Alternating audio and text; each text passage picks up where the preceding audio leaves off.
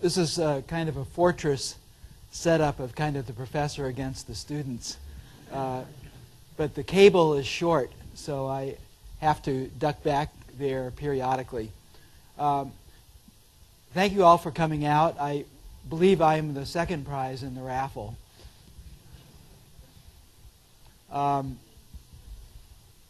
This talk is about some of the ways I think about our field. It's not particularly technical. It asks a lot of questions. It's an attempt to be critical without being a rant. And it won't be successful unless I can get you to interact periodically. There'll be a couple of opportunities early in the talk. And the title of the talk deals with two properties of frogs. One of them is that their nervous systems, like all nervous systems, are mainly interested in differences. But unlike us, they're able to habituate very rapidly. And so it is amazingly true that if you put a frog in a pot of water and heat it up very slowly, they will not get out, because the differences that their nervous system are detecting are too small over the unit of time that their nervous systems work on, and they will just stay there until they cook. And of course we aren't like that. And the other interesting property of flies, which I think is one of the most amazing properties, and it was first discovered in a landmark paper called What the Frog's Eye Tells the Frog's Brain. And you may or may not know that the retina in your eye is actually part of your brain. It's actually extended out from your brain, and your eye actually does a little bit of thinking right in the eye for efficiency reasons. For frogs, their eyes do a lot of thinking that actually triggers behavior. And so one of the most interesting things about a frog is if you take its natural food, which are flies, paralyze them with a little chloroform but keep them alive, and put them in front of a frog, it will starve itself to death, because its conception of a fly is not that. If you take oblong-shaped pieces of cardboard and throw them at the frog, it will eat them until it's stuffed, because its built-in pattern for food is an oblong thing that's moving. And there's no limit to the amount of cardboard that a frog will try to eat. So one of the ways of looking at this is that the frogs, both of these conceptions of normal that the frog has, are quite harmful for it under certain conditions. So it considers normal food to be oblong things that move, and it considers a non-change in temperature, as far as it can detect it, to be quite safe for itself.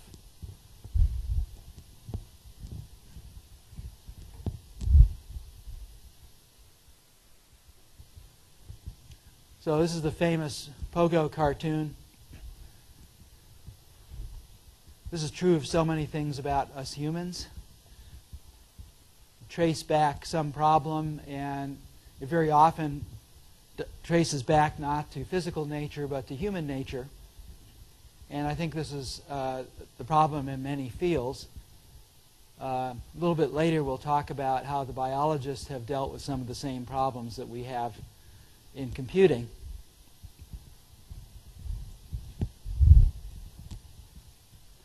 So here's our first opportunity for interaction. Who's that first guy? Newton. Who's the second guy? Darwin. And the third guy? The most famous face on the planet?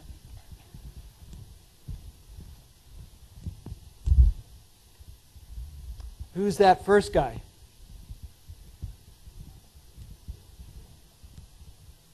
Who's the second guy? Nope.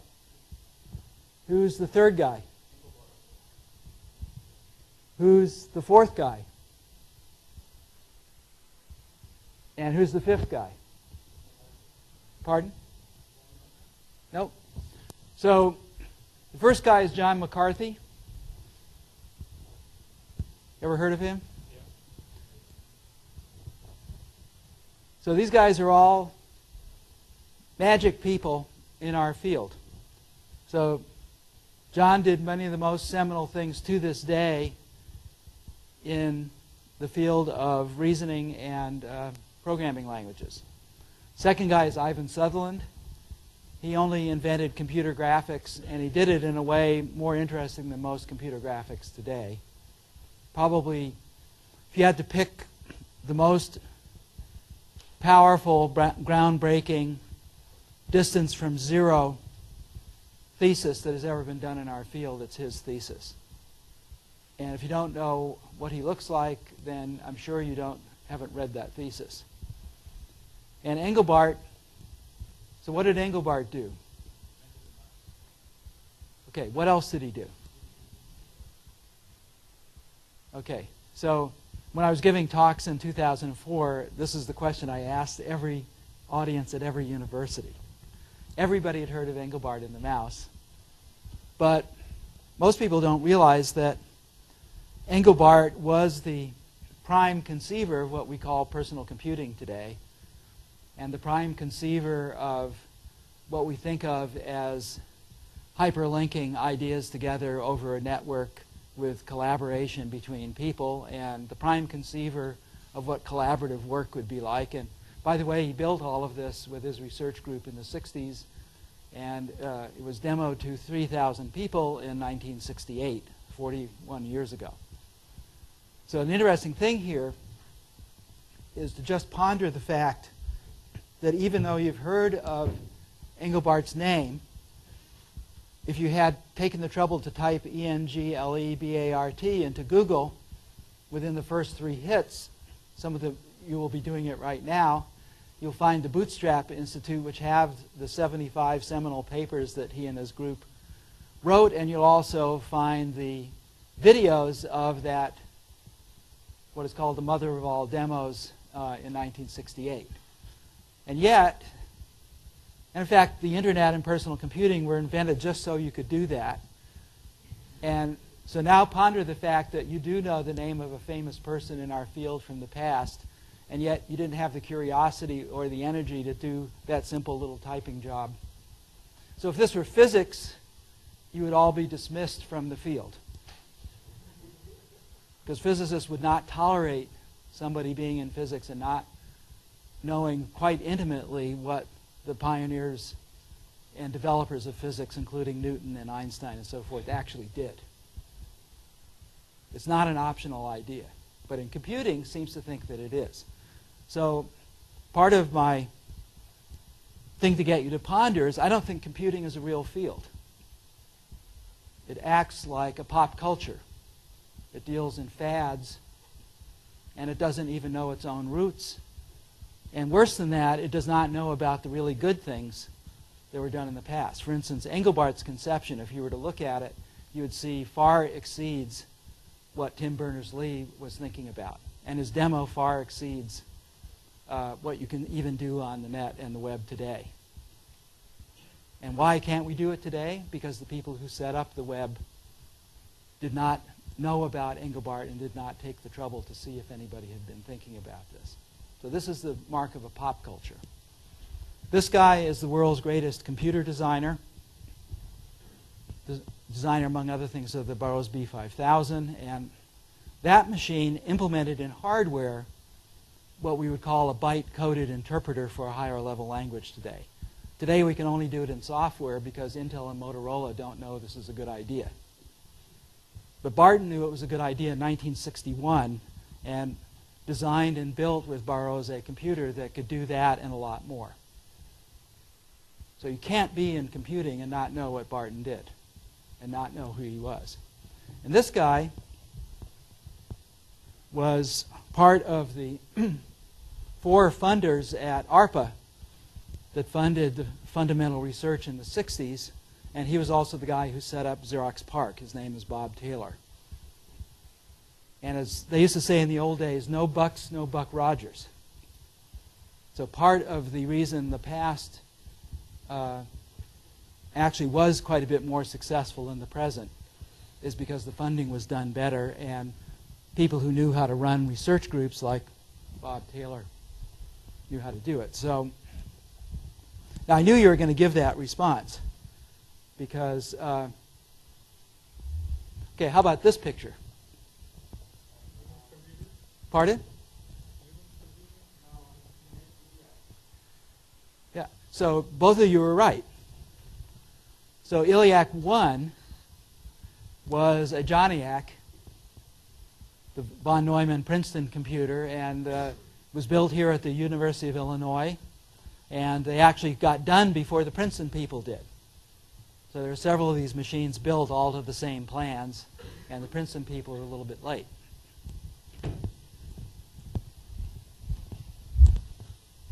How about that? I just love this computer. So this is one of the first supercomputers to ever be done. Happened to be done right on this campus called ILIAC 2. And it had the register pipelining idea even before the IBM Stretch did. So this was a really serious computing machine done on this campus by the professors and the students. Kick-ass.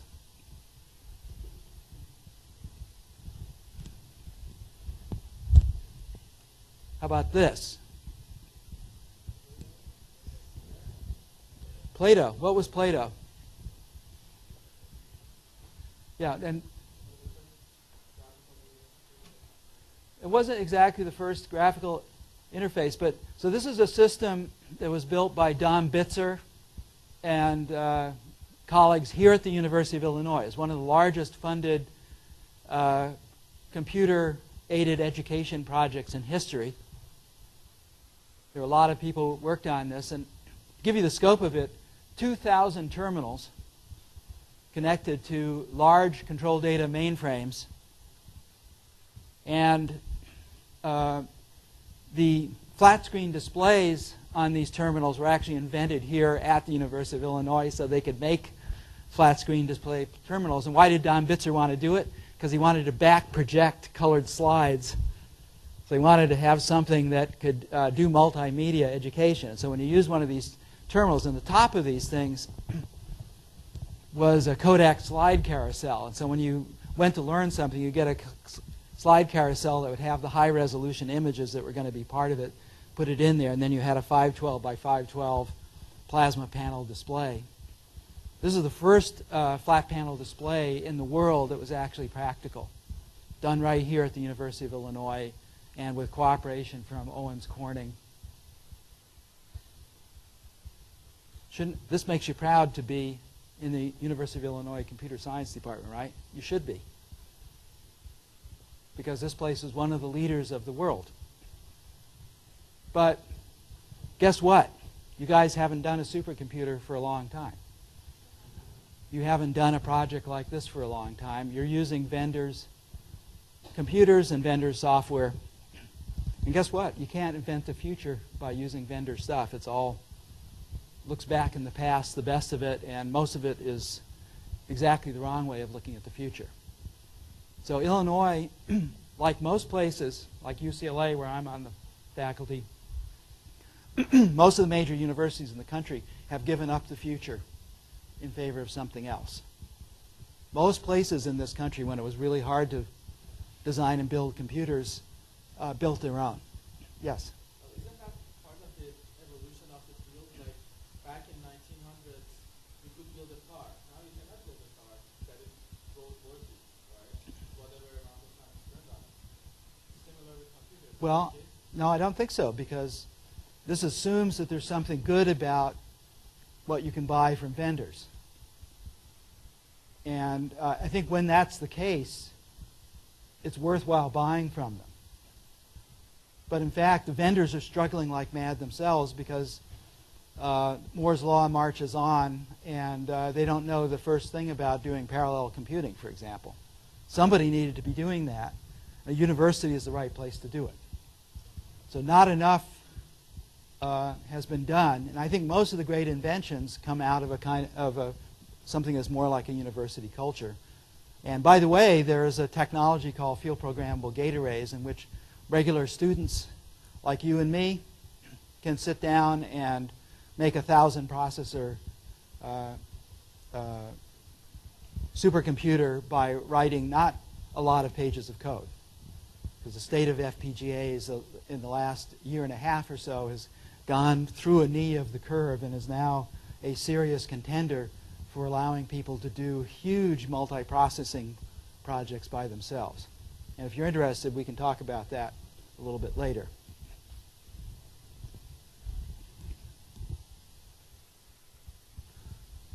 So some years ago, my wife, who's a writer and an actress and an artist, and so she had one of these huge Mac Cinema displays on her desk, and she showed me this display, and it was kind of odd. Over here, she had all the applications that she used that were WYSIWYG. She really liked them, and here are all the stuff that she does on the web, and none of it was WYSIWYG at that time. And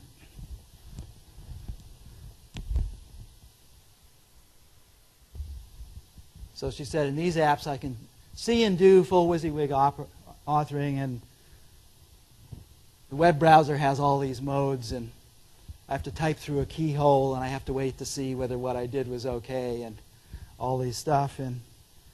And why is that, she asked me, and I said, well, it's because the stuff you like was invented in the 70s, and the stuff you don't like was invented 20 years later.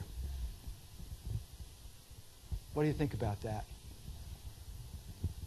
How could that happen?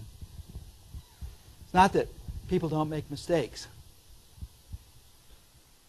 but you would like mistakes to go away.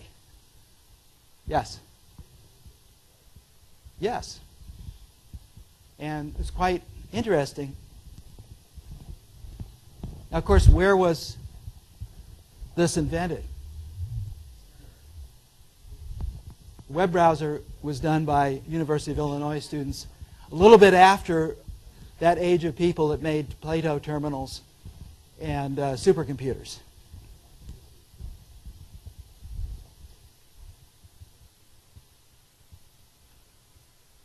So in 1993, here's Mosaic.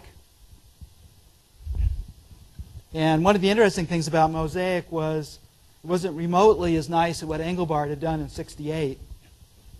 And there's full documentation. Of course, they didn't know anything about it.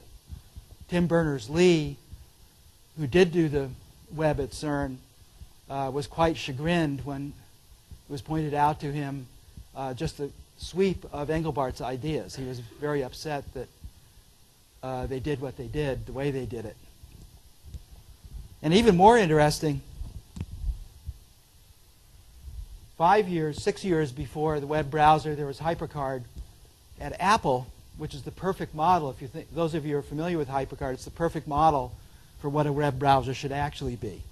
It had full WYSIWYG editing right in the thing, and anybody who knew this at all would have realized, oh yeah, this is the perfect thing. It already has hyperlinking in it. There's an editing model. It's been tested on 4 million users. We know it works. Nope. A bunch of hackers got together, and so one of the ways of thinking about this is Engelbart invented the wheel, and Bill Atkinson with HyperCard invented a better wheel. That's really great. And unfortunately, I can't even give the web browser the flat tire award, or even the square wheel, because you can imagine improving both of those to be something good. But you know, when you invent a broken wheel, it isn't obvious what the wheel is. It doesn't even work at all. Flat tire, you can run it at the expense of the tire and figure out what the tire should be. And a square wheel, you can run it and figure out it should be rounder. But a broken wheel won't work. And so attempts to fix a broken wheel produce more variations of a broken wheel. And we've had 16 years of them.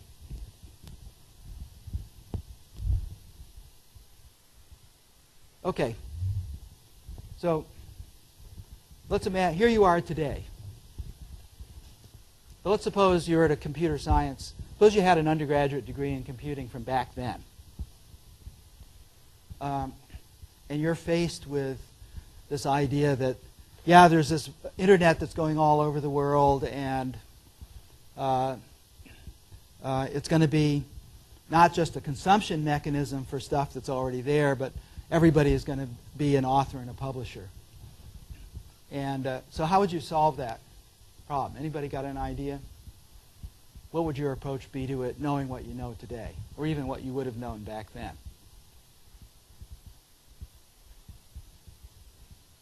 I mean, this is a complicated problem, right? There are 6 billion people in the world. There are now a couple of billion nodes in the internet. There are a zillion. Everybody wants to do something. Yes? Yeah, well, the question is, how much work do you want to... You want to solve this problem really well. But how much work do you want to... How much do you think your browser should actually know in order to solve this problem really well? Because think of, everybody has a different interest in the web. There's many kinds of media. You don't even know what kind of media is going to be invented. And for any given kind of media, like video, there are dozens of different codecs. And just think of what the problem is. So how would you approach this problem? Yes?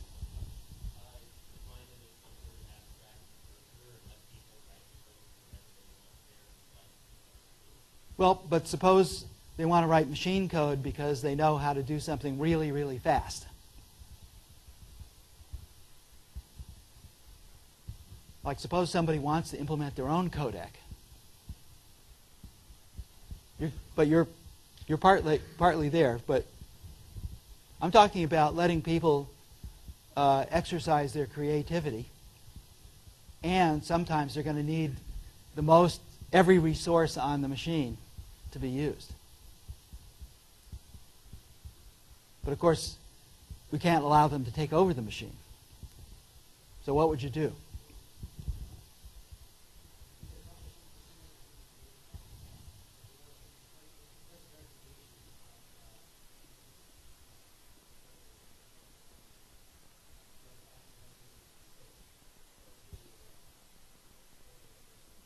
Yeah, so it's closer. It's almost a good idea. After 16 years, see, Google has some real interest in this because Google did V8 because they couldn't stand to have the normal conception of a slow JavaScript. And they're doing the thing that you just mentioned because they realize that people have ideas also. So, okay. So this is an interesting thing. So it really should be like an operating system kernel, right? An operating system kernel controls address spaces that can confine computations completely. And therefore, you can actually allow any binaries to come down and be used. You can completely control what goes in and what goes out. And all of a sudden, your browser is simply something that allows bitmaps, canvases that you give to these things to write on to be displayed. So there's nothing you have to do. Because you don't want, it's like the good idea in Unix was, hey, we don't want a big operating system. We want the tiniest kernel we can have, and then we want to use address spaces in order to protect everybody from everybody else. So this is operating system 101. This is well known all the way back in 1965 and 1966. it should be the first thing that occurs to anybody. So I figured somebody young, so this occurred, everybody in the 60s and 70s knew this was the way to do it, and we're all surprised that it wasn't done this way. But I figured somebody in the current generation would have figured this out, and so I went looking on the net using Google, looking for downloadable binaries and stuff like that. And I found this. Grad student in Cornell in 1997, Ulfar Erlingsson, who was from Iceland, wrote this paper. And this paper, if you just type in the title of that paper, you'll find it's an HTML document that he put on the net in 1997. And his problem, by the way, was, hey, I want to run a Kodak. I want to run a Kodak, and I don't want to have a sysadmin worry about whether it's an executable or not. So this thing should be like an operating system. So, of course, I wrote an email to him. He's at the University of Iceland now, but on leave to Microsoft up in Mountain View. And I had a long correspondence with him on the pathway of these ideas. And he started a company that Google acquired and is using a couple of the ideas, but interestingly, not all of the ideas in this paper, which actually solved the problem very nicely. So this is an interesting thing where it wasn't that somebody didn't understand what the problem was and what the right solution was. It's that the larger mass was quite happy to plunge into a de facto standard. Even though most of the original people to use the web were computer scientists, they didn't protest that this was a very bad way, non-scalable way of doing it. They just plunged in, and 16 years later, Google and other companies are struggling to actually use the internet the way it was intended to be. So that's pretty interesting to me. Now, another story is 35 years ago, the kind of personal computing we think of today was done at Xerox PARC in 1973. And much of the paraphernalia we have today was done in about 10,000 lines of code, Smalltalk code written for this purpose. And so another question you could ask is, well, geez,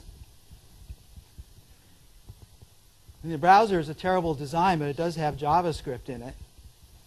And it turns out JavaScript, even though it's slow by today's standards, it's faster than an Alto was back in 1973. So, hey, why doesn't somebody just do a whole personal computing system in Java? Like everything. Windows interface, the overlapping ideas, 2.5D graphics, like every damn thing in it. And so basically what you're doing is just drawing a line and saying, this stuff is crap, but it runs. And I should be able to write 10,000 lines of code. So the basic idea, take the rubble that's the browser, make an arch out of it, get the guy who did the job originally at Xerox PARC, Dan Ingalls, to do it, and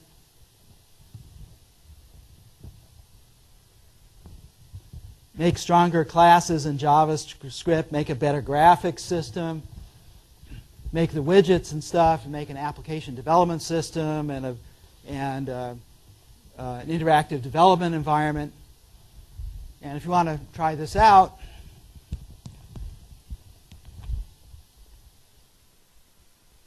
I don't have time to do it, but this is what it looks like running completely in a browser. It took about 5 people 6 months to do. Could have been done any time, but nobody knew how to do it. Had to take some guy who had done it before in the past, because nobody knows how to do a system like that in 10,000 lines. Right? So this is a craft that was lost because people have been used to just building on the stuff that's already there. So when this new thing came along, there wasn't anybody around who was working on it that could just say, okay, we want to have something like the WYSIWYG interface and authoring tools and everything else that we enjoy on our regular personal computers, and we want to be able to do all of this stuff in the browser. So this is called the Lively kernel. It was done while Dan was at Sun. You can look that up. So here's another way of looking at this, is if you take the minimum bar, I would say the general practice today is below that minimum. And if you take the qualitatively better bar, I'd say that the best that was done by the ARPA Park community, like the Internet and the Ethernet and personal computing and stuff like that, was better. I think the best knowledge of today is better than that. It's not that everything has backslid. Absolutely not. It's not that the people are not as good as they used to be. I'm convinced that there are more people of high ability available today than there were 40 years ago. So it's not a complaint about the people, but I'm complaining about the outlook of the system that produces such poor results. Now the problem is that the real bar today is above the best of what we did a long time ago, and it's above the best knowledge today. This is the problem. This is why companies are writing millions of lines of hard-to-deal-with code, because the ability to scale is potentially there. Yeah, you have a question?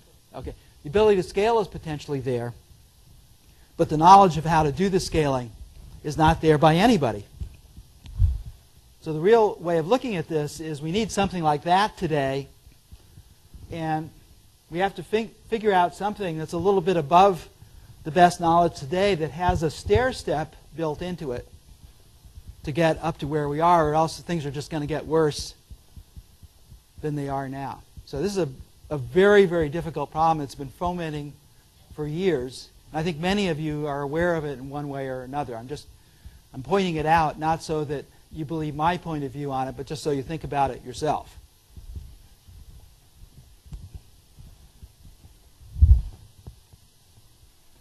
So back to a couple of ideas. So here's the printing press appearing in 1450. And whenever a new idea appears, you get two things. You get news. News is stuff that's incremental to what we already know.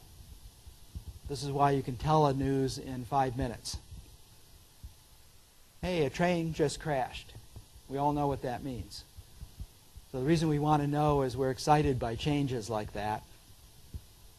But we don't have to have it explained to us. There's no epistemological hurdle we have to go through to understand that. And so the original idea for the printing press was to do what monks do, but do it cheaper. And there are a couple of other side things. But when ideas are really interesting, there's also new. And new is by definition not like what we already know. So there's no news about new. There's nothing you can tell somebody in 5 minutes about what new is. And new, for the printing press, was a huge change in outlook for our planet. And one of the changes was from believing to arguing in a new and special way. And it took 150 years to go from the Gutenberg Bible to Galileo, 200 years to go to Newton, and 300 plus years to go to the American Constitution. But one was the driving force for these other things. Now, interestingly, about 50 years after the printing press, there were people who were writing in Europe, like Erasmus, who indicated that they understood completely what the printing press was about and what was going to happen from it. But the larger mass of humanity took 150 to 300 years to actually gradually change their thinking around to start thinking that way.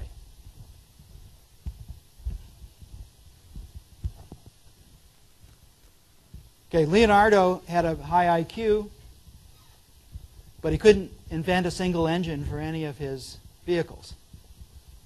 So if you had an IQ of 500 and you were born in 10,000 BC, you're not going to do a lot. You can outwit everybody before they burn you at the stake.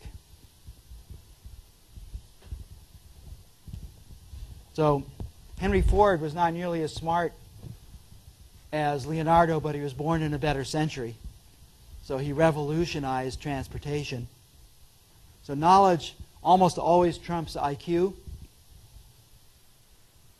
And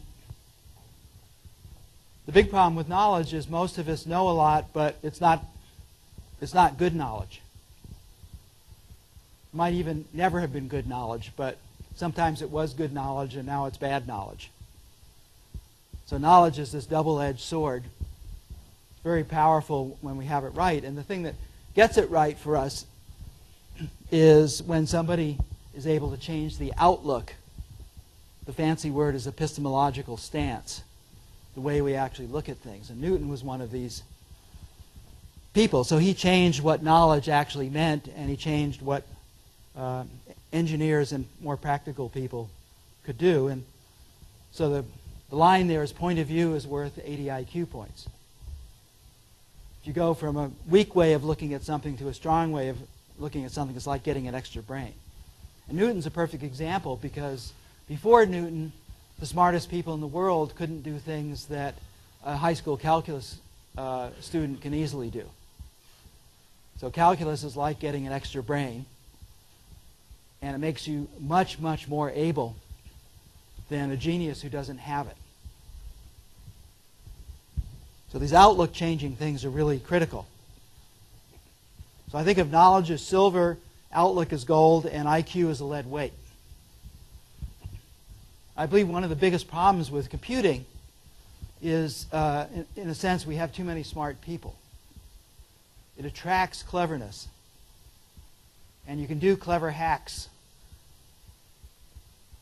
But the clever hacks don't scale well. And it's very hard to build a half-life into software. It just stays around forever. And so what's actually happening is kind of something like building a large garbage dump that makes it, the odor of which makes it very hard to think about other things. So if we take news or normal, we can think, we can solve problems, avoid obstacles. Every once in a while we have an outlaw thought, but we went to school, we went to church, we have parents, we live in a world of normal.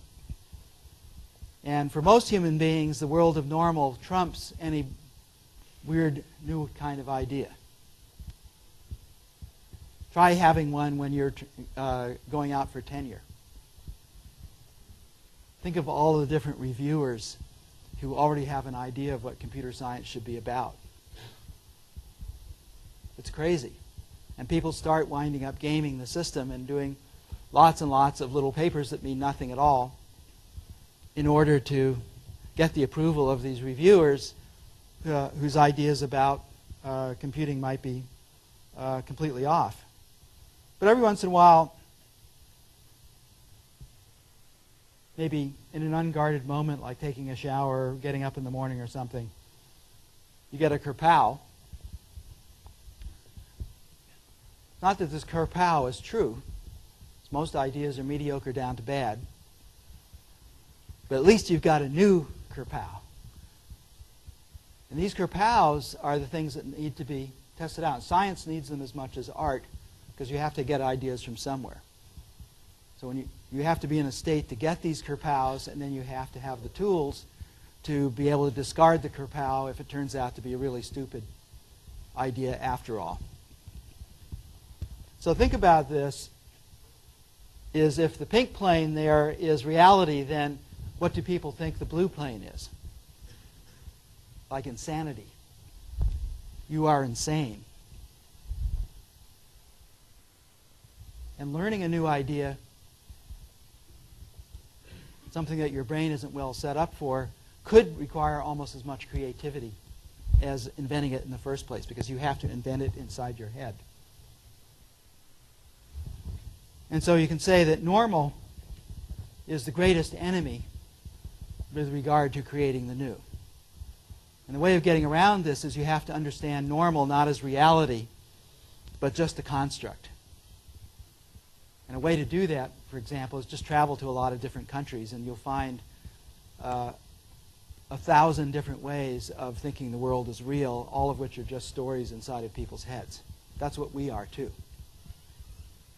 Normal is just a construct, and to the extent that you can see normal as a construct in yourself, you have freed yourself from the constraints of thinking that this is the way the world is, because it isn't.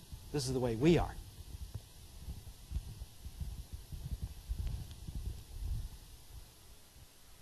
So changing people's minds is hard because of this. So I'm going to give you just two simple dimensions. So this is the whole human race. Just 5% of us are intrinsically interested in ideas. 95% of us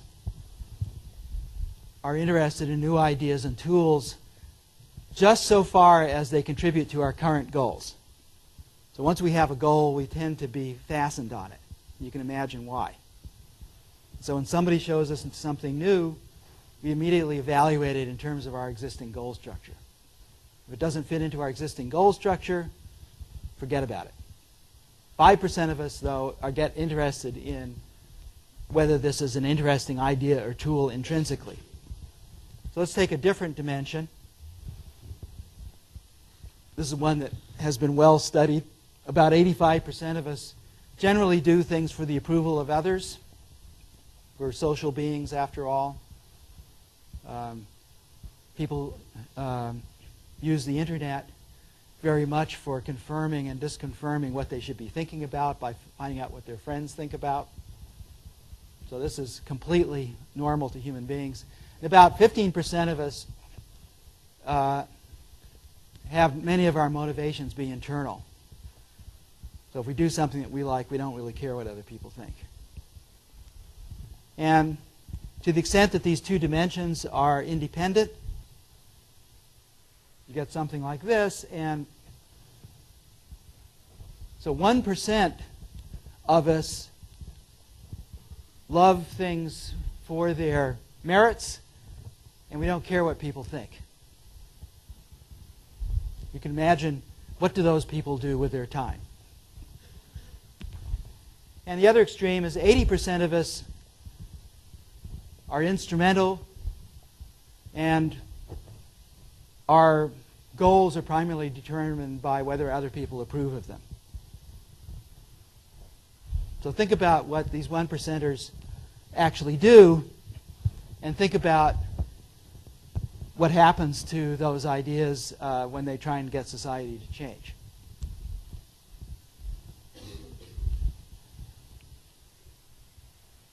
And then the other extremes are outer ideas and tools, and a very dangerous group of people who are inner and instrumental.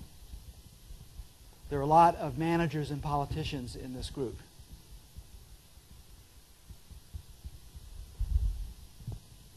Dictators of countries and so forth. Okay, here's another analogy, which is an old one and has been shown to be a good one. That when it rains, it's somewhat random as to where a little gully starts. But the gullies have the property of being self-optimizing. Once you get one started, they are more efficient at getting water through them, and so they erode faster. And so pretty soon, you've got something. Human memory is rather like this. Basically, once we get comfortable about something, we are extremely homeostatic about it. We love our gullies. And they take a long time, so they're a little bit like the frog in the pot. Occasionally our gullies will do us in because we can get awfully comfortable and then get surprised by something like AIDS, which takes a long time to really show up. And we humans have a hard time forgetting things. We don't have the Men in Black stick for when we have a bad idea or learn something that is actually not good for us. We can't erase it. And so we have this interesting, this is something that's been noticed in programmers, that a very large percentage of programmers think like their first programming language for the rest of their life, no matter what programming language they learn afterwards. If you look at their code, it looks like that you can tell what first language they had, because that was the first time they got fluent. Those were their paradigms for thinking about problems. So human beings are actually quite anti-learning. And in fact, most of these things are built into our genes. For example, we are a coping species, not a species that likes to progress. We're basically social. We all have language. So more than 3,000 cultures have been studied by anthropologists, and every single one of them has about 300 things in common. And so the determination is that these things are not things that were invented, but are actually built into the genes of every human. So once you've... And by the way, if you look at these things, you can realize if you want to make a lot of money, build an amplifier for any of these using technology, and you'll win. See why? So, when television came out, the movie people didn't think it was going to sell, but they didn't realize it was a fantasy amplifier that was going to go in everybody's home. Of course it's going to win. But they couldn't understand it for what it was. And once you've done that,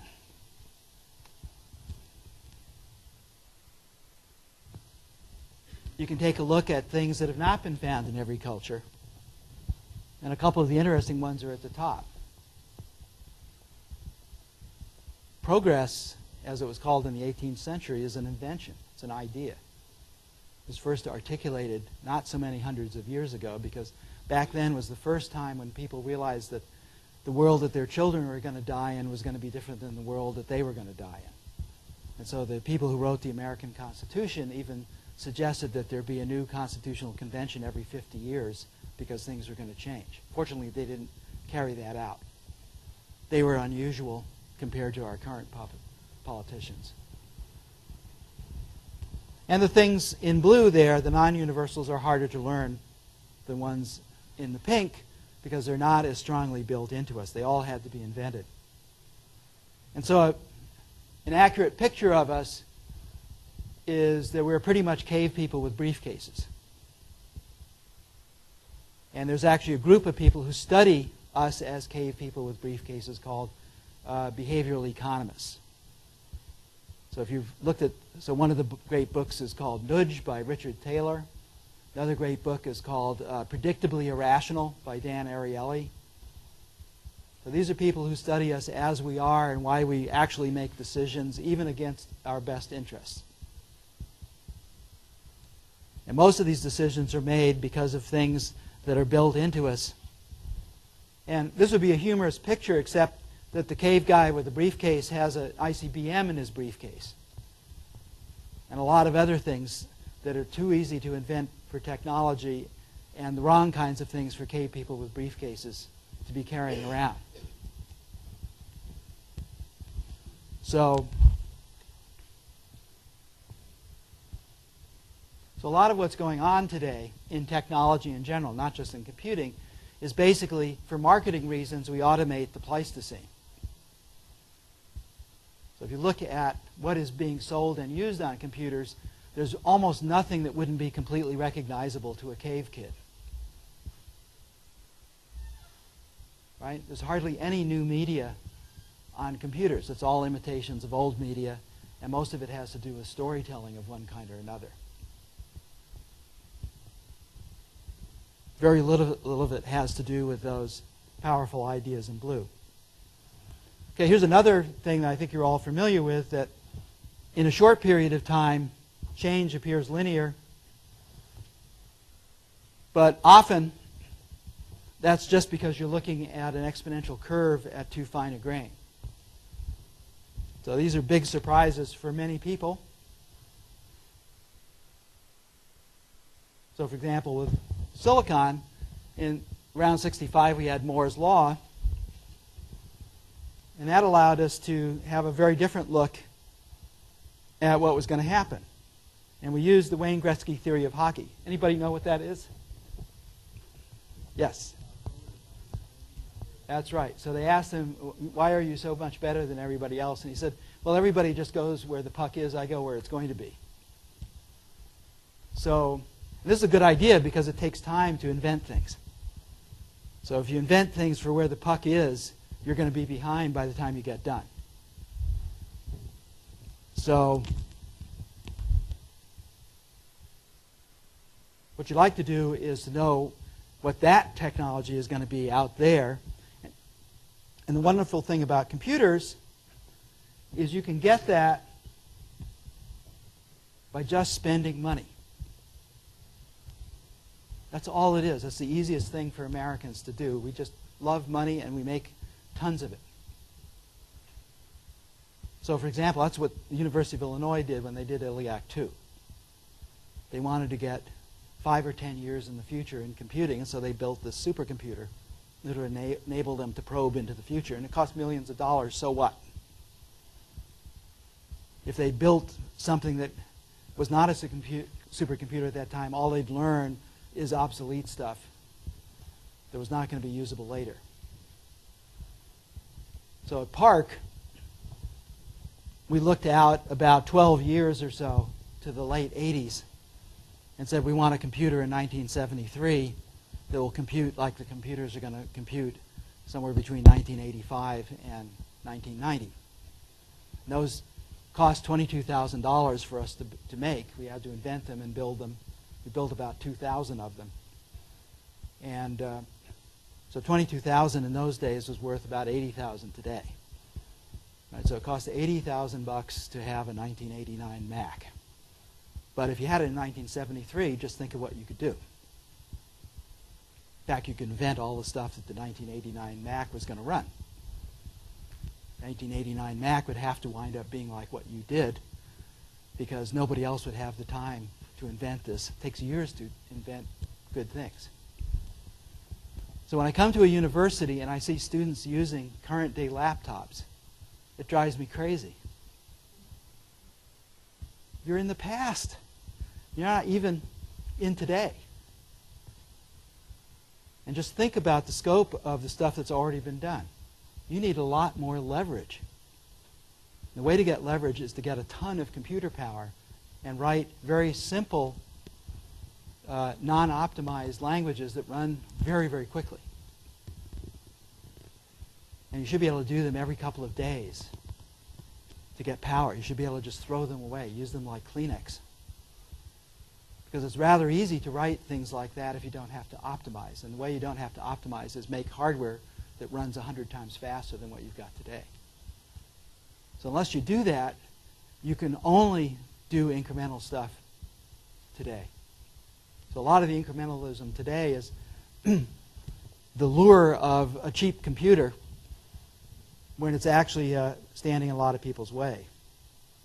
Okay, and so I think the last set of ideas here is about problem solving. And one of my best friends who died just a couple of years ago is one of the great problem solvers. He, in fact, was awarded the Mechanical Engineer of the Century Award in the 20th century. It's one of the greatest awards any engineer can do. And this guy was completely magic about solving problems. So man-powered flight is an idea that's been around for a long time. And so Henry Kramer's idea was, well, I'm going to offer a large prize, like $100,000. But people tried to win this prize for 40 years and couldn't do it.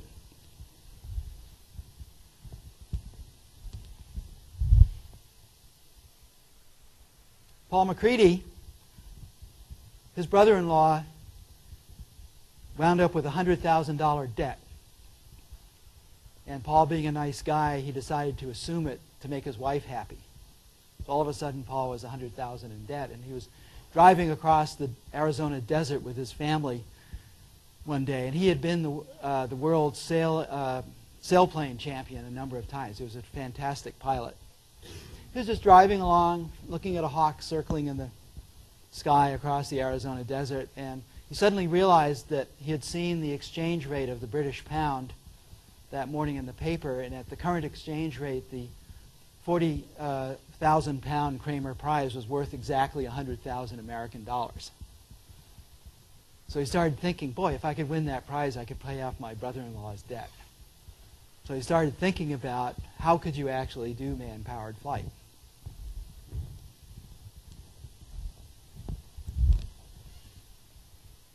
And he said, The problem is we don't understand what the problem is.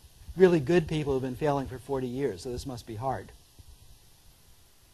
So his idea was, forget about man-powered flight. First thing we have to do is to try and understand what the problem is.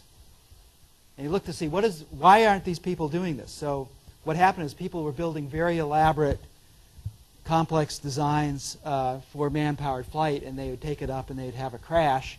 It would take them a year to rebuild the thing. So they're getting like one flight every 8 to 14 months. And Paul said, well, we need to be able to do 12 crashes a day. So his first design was this contraption here that was literally made out of baling wire and some plastic tarps and some aluminum struts and stuff. But you could fix it in a few minutes. So in just a few months, he had flown more, had more flights and more crashes than all the rest of the people in this prize put together. They started getting an idea of what the problem actually was. And less than 6 months after Paul took that drive across the Arizona desert with his family, they won the Kramer Prize. It was easy. Just easy. And much more impressive than that was the second Kramer Prize, which is flying from London to across the English Channel, and he won that a year later. One of the most thrilling videos you can ever see is called The Gossamer Albatross. You can order it. Every child should see it. It's one of the great romantic videos of our time. It's done beautifully. So this was a mile and a half on land, and this was 22 miles over water. And when asked about it, Paul said, well, everybody else was trying to make an airplane.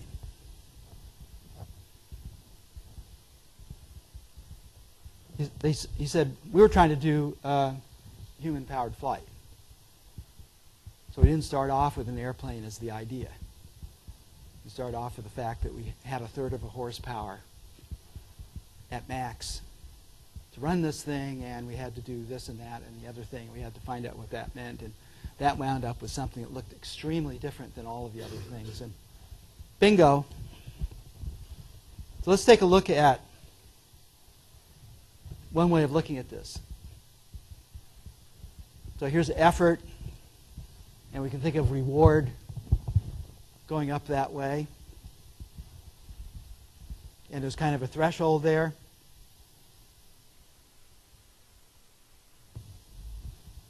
So here's what tenure committees and NSF loves. They love problems you can do. And you know what? They don't care whether the problems are worthwhile or not, because Congress doesn't give a damn and can't understand the difference between any, and Congress oversees NSF. I can say this because I'm on several of the NSF advisory committees. But basically, if you want to get an NSF grant, you don't write it for science, you write it as an engineering project. Here is how we're going to do it, here's why we're going to be successful. This is why almost nothing funded by NSF over the last 20 years has been interesting. Just hasn't been. And these big inventions that we use today were not funded by NSF at all. They were funded by ARPA.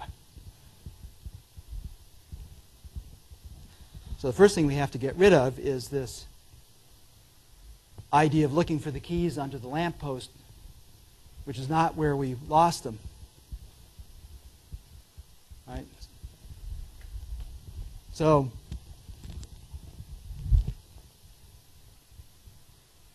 and you can think of there being a curve something like this, that as you put effort in, if you're lucky, it might have a peak like that. And the McCready principle is spend a lot of time finding that tiny little place there. It's just above the threshold of being interesting, but not way above the threshold of being interesting. So you're looking for the minimum thing that you can do that's qualitatively better. And most good problem solvers are incredible at this. They have a homing instinct. McCready would spend a long time thinking about where he should put 80% of his effort before he did a darn thing. And he never had a failure, and he solved an enormous number of problems in his lifetime just because he worried about this. Because this is where you learn about what you need to know to do the real deal. And as soon as you get to that doable thing, you've actually changed this curve, and you've brought the thing you wanted to do into range, and all of a sudden you've got a breakthrough. So most of these things are kind of two stages effects. The hardest thing is to get the funders to pay for that first stage because it's not cosmic. So one of the reasons AI research has not done very well the last 25 years or so is because the new DARPA, is not interested in funding actual progress towards AI. They're only interested in funding the robot combatant of the future, something that nobody knows how to do. But they can sell that to Congress. And nobody can do that.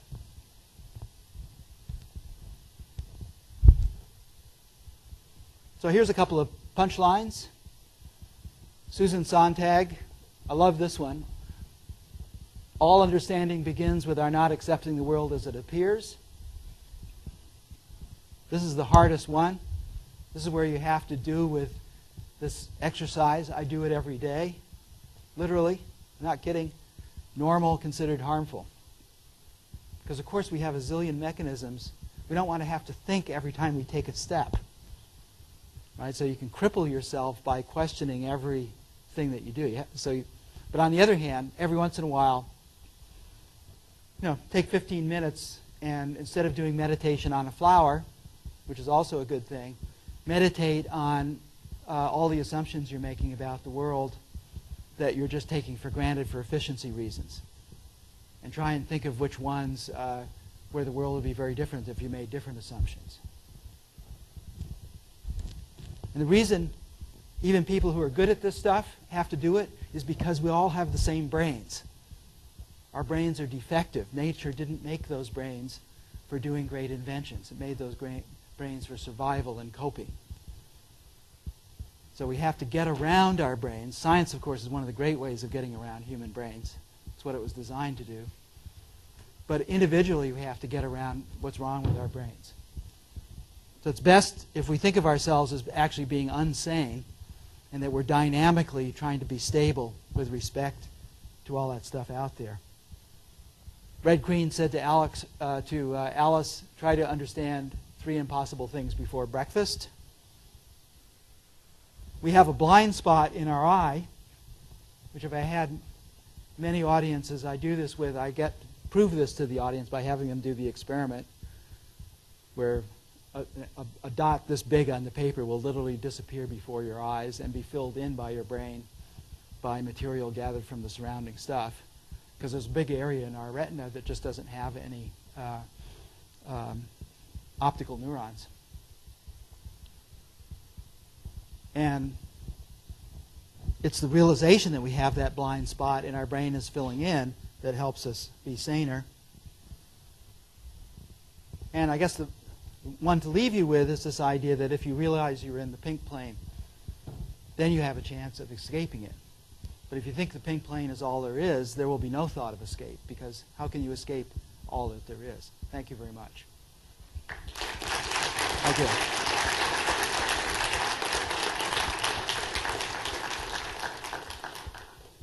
So any questions? Comments? Yes? So you provide the notion that back in 60s and 70s, people did great research, and right now we're not doing that. So what is the main reason? Is it because the systems have become too big and too large, or is it because we have just changed the way we teach and to change the way we research and to change the way we... Well,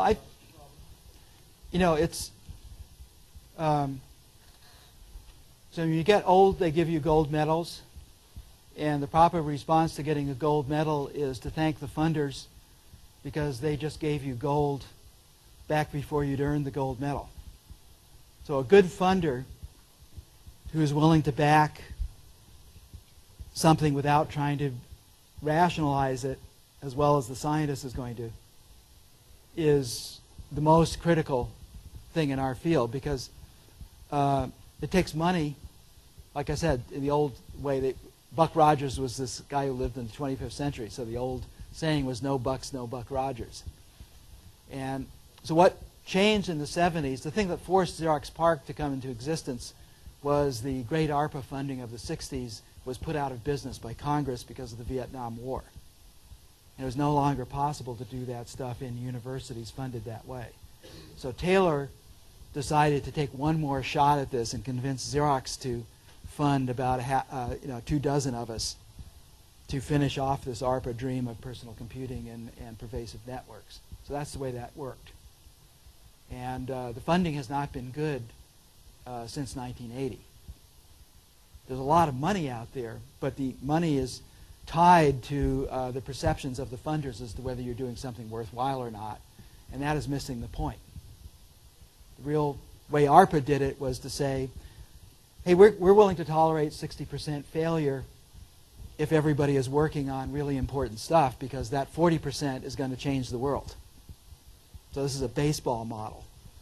We're not going to fire you if you don't bat 1,000. If you bat 368 like Ty Cobb did, that's good. So that's the way they did it. And back in the Cold War, Congress didn't oversee ARPA the way they do now. It was the Vietnam War that changed everything, and not for the better there. So that's the simplest explanation. But once this thing winds down, you start getting all of these factors that I was showing. It's our tendency to get comfortable. It's our tendency to say, hey, if I can buy a compiler, I'm not going to make one, even though that compiler might hold back some thinking I need to do about programming languages. Because with that compiler I get, I'm only going to compile the kinds of things that it's willing to compile. It already has a conception of what it's trying to do, and that's going to tie me to past conceptions, and I might have a good idea. So PARC literally built every bit and every atom of all of its computing machinery. It built all the hardware and all the software. And it wasn't, it was a lot of work. But we realized that we thought it would be a better trade-off if we could pull it off.